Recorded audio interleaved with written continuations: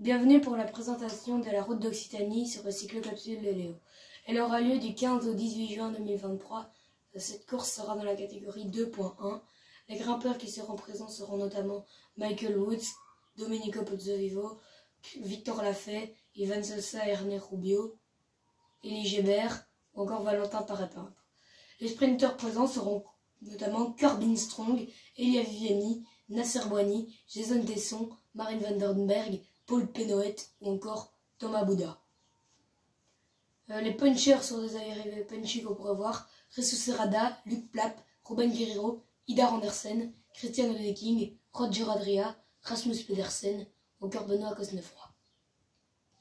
Le parcours, ce sera une première étape entre Narbonne et Grisant. Ce sera 184,3 km d'étape normalement pour les purs sprinters, mais il y aura au début d'étape l'ascension de la montée du fer à cheval, 2,1 km à 5,3%, avec ensuite au milieu d'étape la montée vers le mont Célèbre, 2,8 km à 5,6%. Mais c'est un sprint qui attendu. Mon favori, c'est Nasser Boigny ou Jason Tesson, parce que c'est deux Français explosifs qui en France aimeraient gagner. La deuxième étape, elle est entre Cazoul et Béziers et Groschet, 182 km. Au début de la course, on aura la montée du col de Fontroide, 118 km à 6,6% de moyenne, et l'ascension du col de Mentalais, 4,8% à 6,9%.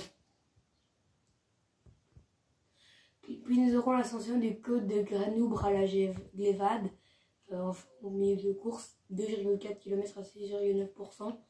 Moi, mon favori, c'est Jason Tesson, parce que certains des purs sprinters ne seront plus là, passent plus ou moins bien les bosses. La troisième étape, c'est l'étape reine de la route d'Occitanie, entre Guimont et Nistos Cap Nestès. Il y aura l'ascension au début de course du col de l'Arieux, 4,6 km à 6,8%.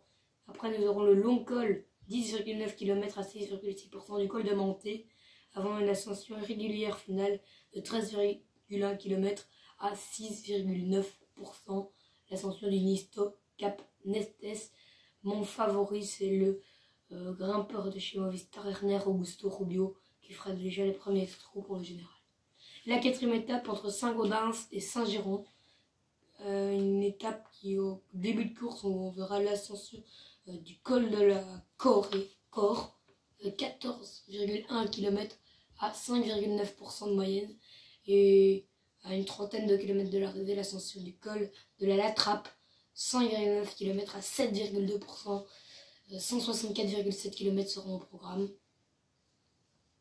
Mon favori, c'est sur un sprint à petit comité, une victoire de Benoît Cosnefroy, mais René Augusto Rubio qui gagne le classement final. Voilà, c'était la présentation de la route d'Occitanie sur les cyclocapsules de Léo. Au revoir!